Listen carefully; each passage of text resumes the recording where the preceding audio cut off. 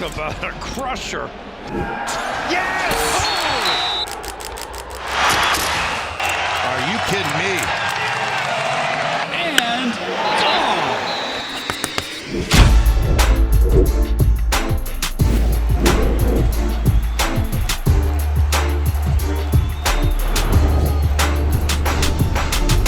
Welcome back to the Schoolyard Sports podcast. I'm the host of this podcast, Lane Frank.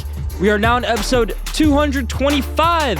Yes, we're 225 episodes through, and I got an action-packed episode planned for you. We're in the dog days of summer, but I'm still going to be bringing you the heat in this episode. We're going to talk about the MLB trade deadline, which is today, training camp going on in the NFL, a scandal in the MLB, and so much more on episode 225. Let's hop into it. Let's start off episode 225, how we always do, with our headlines in the NFL. Justin Fields got carted off in his first practice as a New York Jet. Now, the Jets, they thought this was the end of the world. They thought that Justin Fields was never going to play football again. At least that's how it was described to me when the injury occurred. It's only a dislocated toe. It's not the end of the world for Justin Fields or the Jets. Justin Fields, though, off to a shaky start in his first practice in New York Jet. He'll be on the sidelines for a little bit, but not the whole season, like Jets fans wanted you to believe. Another player sidelined, but for a different reason, is Micah Parsons with the Dallas Cowboys, who's holding out for a new contract. Now, Micah Parsons has been dealing with this his whole time in Dallas, where he's been a superstar, but Jerry Jones does not want to give him a superstar contract yet. Now, he loves Micah Parsons. They love Micah Parsons in Dallas, but they don't want to give him the extension. Doesn't make sense to me. I think Mike is a great player. I think Mike also has great trade value too. Let's see what Dallas wants to do with Mike Parsons. Shedeur Sanders is having trouble in paradise, or should I say Cleveland, which is about the opposite paradise. Maybe Cleveland's nice in the summer. Shedeur Sanders is looking to be the fourth quarterback on the depth chart this year for the Cleveland Browns, most likely ending up on the practice squad and will be released after training camp on the practice squad, where yes, he can be stolen by any team on the practice squad.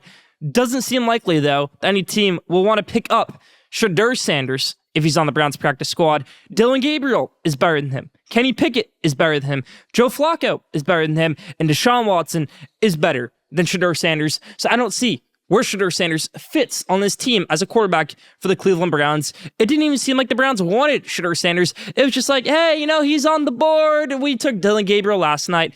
Why not? Let's go for it. We always did that thing where we could never make it a quarterback, and we thought about taking two in 1 year. What if we do that in 2025 with Dillon Gabriel and Shedeur Sanders? That's what they did. Another quarterback struggling is Caleb Williams. Even though he's got a brand new head coach and some good weapons around him, Caleb Williams is struggling in Chicago, they're saying. Caleb Williams was number one pick in last year's NFL draft, had a terrible coach in Matt Eberflus his first year, but then they bring in Ben Johnson. And Ben Johnson is this offensive whiz who can make anybody into a superstar quarterback, including you or me watching this or performing this podcast right now. Caleb Williams, though, threw 5 picks at practice the other day, same as J.J. McCarthy's division rival Minnesota, but these NFC North quarterbacks are struggling so far in training camp. Second year for both these guys. J.J. McCarthy has no game experience. Caleb Williams doesn't have much either with only one season under his belt. We're going to have to wait and see how these second-year quarterbacks perform, but their preseason not going so great right now.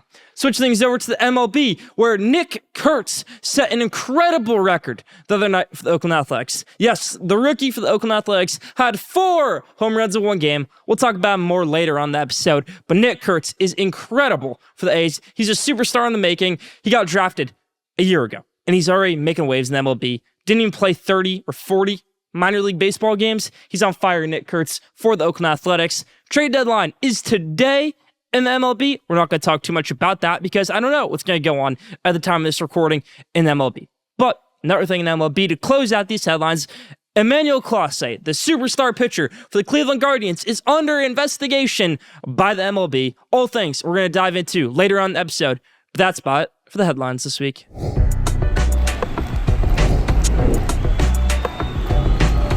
Sports has a gambling problem. That's a vague assumption to be made by me, a 17-year-old who has never legally placed a bet on sports. But these athletes who have placed bets on their own teams, they don't do it legally either.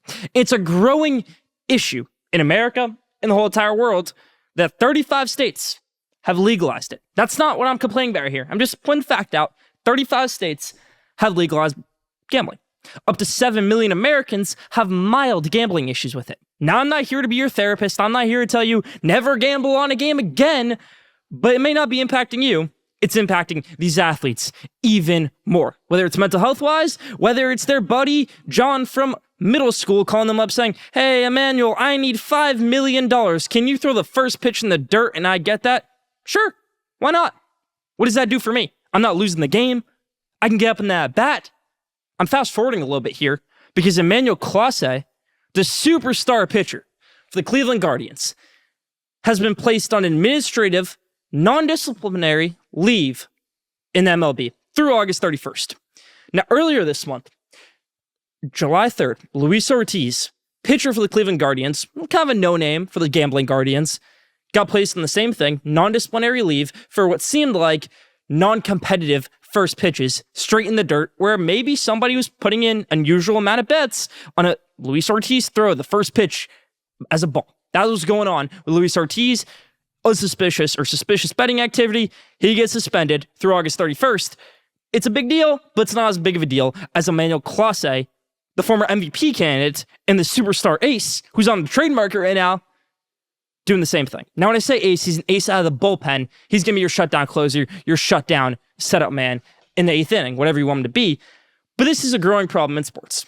Whether it's the Alabama baseball coach getting suspended and getting fired a few years ago, whether it's Hunter Deckers of the Iowa State football team, whether it's Terry Rozier in the NBA, Jonte Porter in the NBA, or a guy like Calvin Ridley who can somehow bounce back from it, it's an issue. Now, Calvin Ridley wasn't really betting on his own games, I don't think, at least the ones he played in. So it's not as big of a federal issue. For the Jonte Porters, for the Terry Roziers, definitely for the Emmanuel Clases and Luis Ortizes of the world, it's a bigger issue. For Emmanuel Clase, this is a superstar. I don't know what he was doing. I think the issue is, and it's not all of gambling, it's these micro bets where you have these bets of, hey, first pitch is a trick, first pitch is a ball. Well, maybe first batter he faces, he hits them by pitch, and I win a bunch of money. I think that's the issue here, where Emmanuel Clase could have just had an old buddy say, I need a little bit of cash. This is a fun way to do it. Can you just throw the first pitch in the dirt for your next game? And I get all this money. Why not? What's the fallback for it? And that's exactly what's going on right now with Emmanuel Clase. He's 100% guilty in my eyes. Now, I know that's crazy for me to assume, but he's got to be guilty. He's got to be. There's more players on these gambling Guardians that may be going through the same things, and it's an issue when you have your July 31st lineup for the Guardians being presented by Bet365. It's around us in sports. It's going to be around us in sports for a long time, whether you want it to be for the better, whether you want it to be for the worse. Fun bets can be placing a college football parlay. These not fun bets are doing your micro bets at a live game where these real players like Emmanuel Clase, Luis Ortiz, Terry Rozier, Jonte Porter, and who knows how many other sports athletes are gambling on their own games and getting affected by it. This isn't a Pete Rose fun situation. This is a deeper, darker thing in sports, and that's my take of the week.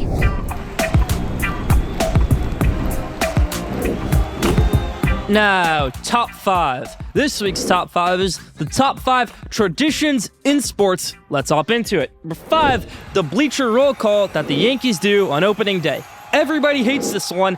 I actually like it when you hear, oh, Judge, and then he gives a little shout out. They do it for everybody on the field. Feel bad for the DH there. Number 5, the Yankees bleacher roll call. Number 4, the Lambeau leap. Something I'd love to do one day. The Lambeau leap, if you scored a touchdown at Lambeau Field, you can't do it at a Cleveland stadium. You can't do it in any other stadium. It's perfect at Lambeau. 4, the Lambeau leap. 3, enter Sandman for Virginia Tech in their night games. Any game, really, for college football, but especially their night games at Virginia Tech. You're walking all the way from the dorm rooms where your locker room is to the field, and Enter Sandman is blasting through your veins. 3, Virginia Tech's Enter Sandman. 2, Wisconsin's Jump Around in college football. There's a lot of football ones on here, and Enter Sandman was a good example. Jump Around is a better one. Wisconsin plays at the end of the third quarter of every home game, and it gets everybody jumping around in the whole state of Wisconsin shaking. Number 1 on the number 1 tradition in sports is Penn State's whiteout game. It's an awesome tradition. It's the best crowd in sports. I'm a Michigan fan. I've seen Michigan lose so many times in the whiteout game at night. I think we should get better games at it. Past few years, it's been rough games. You've had it beat Minnesota. You've had it beat Iowa. I miss when it was the Ohio State game, the Auburn game, the Michigan game. The Penn State whiteout is the best tradition in sports, and that's why it's number 1 on top 5 this week of the top 5 best traditions in sports. Now, did you know? This week's Did You Know is, did you know that the first televised sporting event was a Princeton-Columbia college baseball game on May 17th, 1939 on NBC, where Columbia won 2-1 over the Princeton Tigers? Did you know that? Leave down in the comments. That's about for Did You Know this week. Jets, Jets, Jets, Jets, or MESS, mess, mess, mess. That's what I think of the New York Jets as a franchise, and quite frankly, this season. The Jets have had a turmoil time in my lifetime. I can't think of a time when I've watched sports that the Jets have made the playoffs, that the Jets have had a winning season.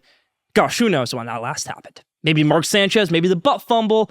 Definitely not the Mike White, Zach Wilson days when they thought they could make the playoffs, but they didn't. And there's some optimism this season with the Jets. Now, if you're a Jets fan and you wanted to have optimism over the Aaron Rodgers days, okay. When you drafted Zach Wilson, okay. But to have optimism for this season, no, I'm not putting up with that as an NFL fan. Justin Fields is going to be your savior? Oh, no, we've got Tyrod Taylor as a backup. Don't worry. But great, we got Aaron Glenn, a first-time head coach, who I actually like, who I think could do a good job with this franchise. But what I've heard for years is that the Jets have such a good defense. Pipe the brakes a little bit. Quinnen Williams is good, yes. Outside of Quinnen Williams and Sauce Gardner, there's not much on this defense, and Sauce Gardner isn't a top 5 cornerback in the NFL. Now, Garrett Wilson is probably a top 5 receiver in the NFL, but who can throw him the ball? It's not going to be Justin Fields because he couldn't do it with DJ Moore, and he couldn't do it with anybody else in Chicago, and he couldn't do it in Pittsburgh. Now, do you think of it for Tyrod Taylor? Well, Tyrod Taylor actually made the playoffs once, but that was about in 2017, a very long time ago. New York. For the Jets, it's a mess. I don't know what they're going to do. They haven't won in years, and none of it's going to change. That's my take. Every year, I pick a team in the NFL where there's a lot of hopes to them, and I say, pipe the brakes. You're not going to win any games, and that's happening this year with the New York Jets on Schoolyard Sports, episode 225. Bookmark it. The Jets aren't winning a thing, and that's why they're my spotlight this week. MESS, mess, mess, mess in New York. Now, let me give you my MVP, LVP of the week right here on Schoolyard Sports. My MVP for the week, it's easy. It's Nick Kurtz, the Oakland Athletics slugging first baseman rookie who went into Houston and had 4 home runs, 8 RBIs, 6 runs, just the 10th player in MLB history to have 6 runs in a game. Special stat right there. But he was 6 for 6 also. He raised his batting average by 17 points and his OPS by 70 points in one night. This rookie is on fire.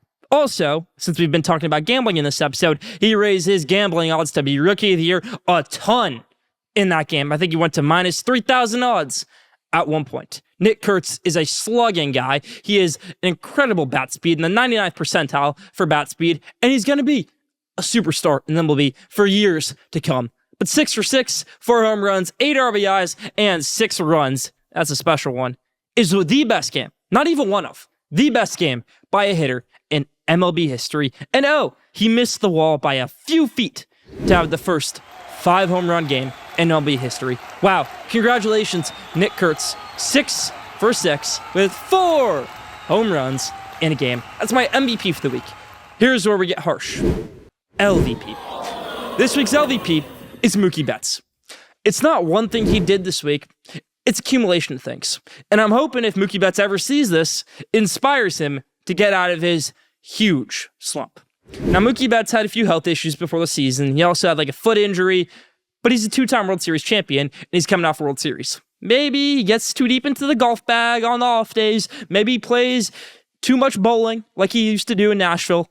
But the harsh reality is he's 32 years old. He's batting .240. He's 11 home runs. He is a .680 OPS, and he wasn't an all-star. He's making Hall of Fame money, and he's a Hall of Famer, but he's not playing like a Hall of Famer at age 32. He's certainly not playing like an all-star. And if you're going to have Mookie Betts for another 6 years, 7 years, 8 years, 10 years like this, it's going to be a world of pain for the Los Angeles Dodgers. Mookie Betts is an incredible player. And we've seen players, if you look on the back of a baseball card, where yes, they were great for a very long time.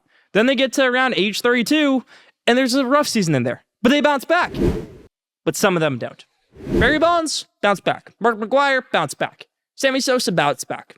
Nolan Arenado didn't bounce back. Chris Bryant, injuries, didn't bounce back. Mookie Betts, well, we see the same with him here. We're just going to have to wait and see. But he's the LVP for this week. That's about it for MVP, LVP on episode 225.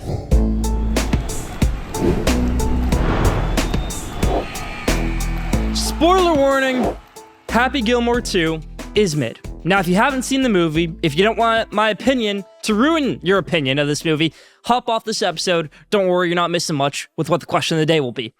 At the buzzer right here, though, we're going to talk about Happy Gilmore 2. We're in the dog days of summer, it's a sports movie, and I'm going to turn into your Oscar critic right here. I loved Happy Gilmore 1. It was a great movie. Now, obviously, I wasn't around when it released, but I've seen that movie many times. It's actually a good piece of cinema, a good piece of film. There's good plots. You have the jackass guy. You have Bob Barker. You have great events in there. You have Shooter McGavin cheating a little bit. You have Mr. Larson, Shooter McGavin having to hit it off his foot, which was funny. When I watch Happy Gilmore 2, I don't see any of that, really. There's really no plot in this movie. You have his wife dying in the first few scenes, which does create a little bit of emotion there, but there's not much after that. It's a cameo-filled movie where there's really no actors. It's just celebrities. Eminem had a short part in it. Kid Cudi was in it. Kelsey Plum was in it. I mean, every golfer on the earth was in that movie. Ben Stiller was in it. I know he was in the first one, but still, a lot of cameos in this movie, which could have been enjoyable a little bit in the beginning.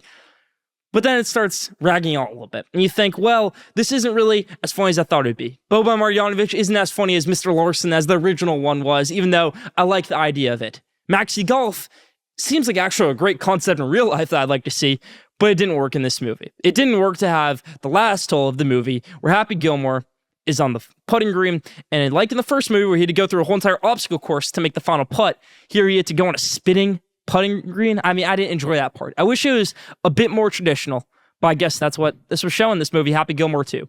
Adam Sandler definitely had a great time making this movie. It's a fun movie, but I wouldn't think I'd watch it again. I don't think I would. Now, Happy Gilmore 1, I'd definitely watch that again. Shooter McGavin, great character. Now, Benny Safdie's character in this movie as the villain wasn't a great character. I can't even remember his name. That's the type of movie Happy Gilmore 2 was. Wasn't a masterpiece, wasn't a failure. Happy Gilmore 2 is mid, as my generation and myself would say. That's about, from my opinion, on Happy Gilmore 2 and At the Buzzer.